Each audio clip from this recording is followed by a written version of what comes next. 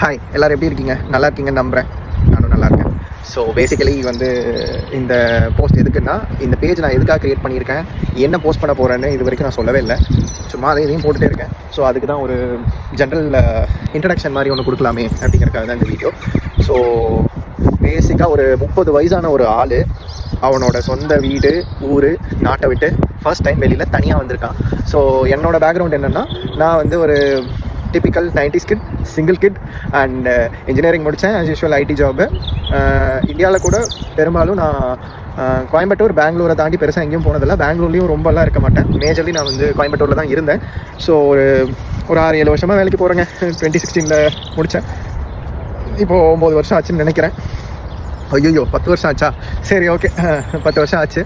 So இன்னும் around நான் வந்து நம்ம ஊருக்குள்ளே, தமிழ்நாட்டுக்குள்ளேயே தான் இருக்கேங்க. டிப்பிக்கல் ஒரு தமிழ்நாட்டு பையன், குடும்பங்களோட ஃப்ரெண்ட்ஸோட மட்டுமே சுற்றிட்டு இருந்த ஒரு பையன் ஃபர்ஸ்ட் டைம் வெளியூருக்கு வந்திருக்கான். வெளியூரில் வெளிநாட்டுக்கு வந்திருக்கான், தனியாக வந்திருக்கான். அப்படிங்கிறப்போ அவனோட ஐஸில் என்னென்னலாம் அவன் பார்க்குறான் அப்படிங்கிறக்கானதை மட்டும்தான் இந்த பேஜில் நான் போட போகிறேன். ஸோ என்னெல்லாம் நான் பார்க்குறேன், என் மைண்டுக்குள்ளே அதுக்கு என்னெல்லாம் ப்ராசஸ் ஆகுது, இதெல்லாம் ஏன் நம்ம ஊரில் இல்லை, ஏன் இங்கே இப்படி இருக்குது, நம்ம ஊரில் ஏன் இப்படி இல்லை அப்படிங்கிறத பற்றியெல்லாம் கொஞ்சம் பேசலாம். ஸோ அதுக்காக மட்டும்தான் இந்த பேஜை நான் க்ரியேட் பண்ணியிருக்கேன். அண்ட் நான் கொஞ்சம் லோன்லியாக ஃபீல் பண்ணுறேன்.